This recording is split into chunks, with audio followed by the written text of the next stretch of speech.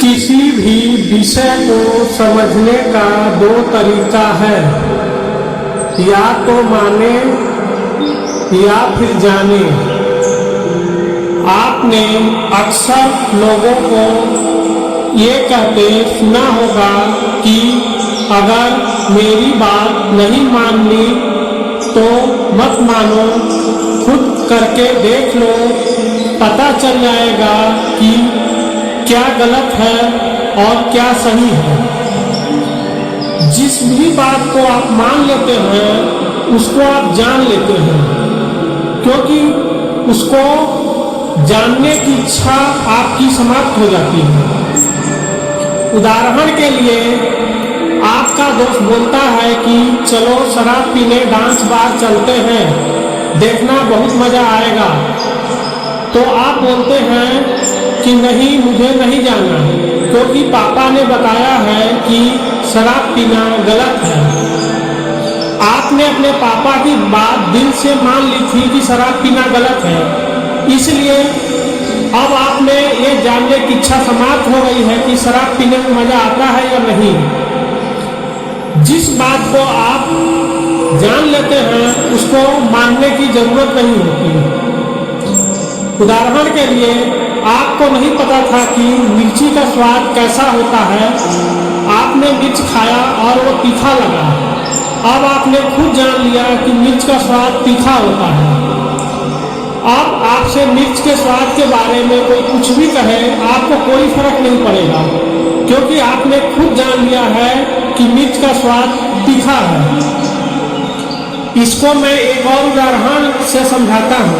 मान लीजिए किसी ने आपसे बोला कि ईश्वर नहीं है, और आपने उसकी बात मान ली, दिल से स्वीकार कर लिया, तो आप कभी भी ये जानने का प्रयास नहीं करेंगे कि ईश्वर है या नहीं है।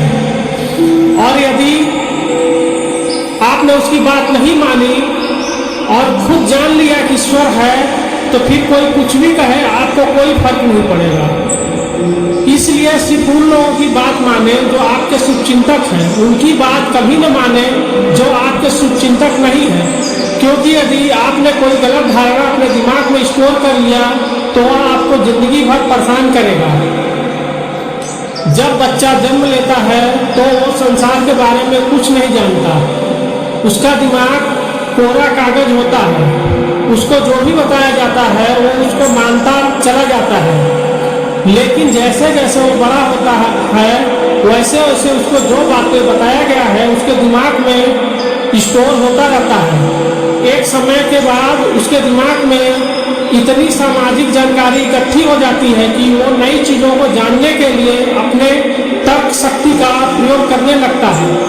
मतलब अब उसमें जानने की क्षमता का विकास होने लगता है, लेकिन जन्म के तुरंत बाद वो अपने तर्क शक्ति का प्रयोग नहीं कर सकता, क्योंकि उस समय उसके दिमाग में कोई ज्ञान भंडार नहीं था।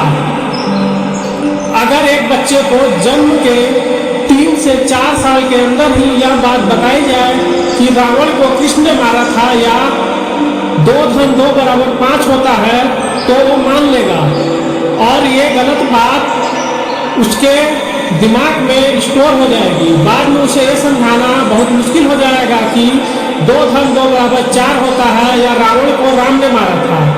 इसलिए हमेशा ये कोशिश करें कि आपका दिमाग गलत तथ्य को स्वीकार न करे।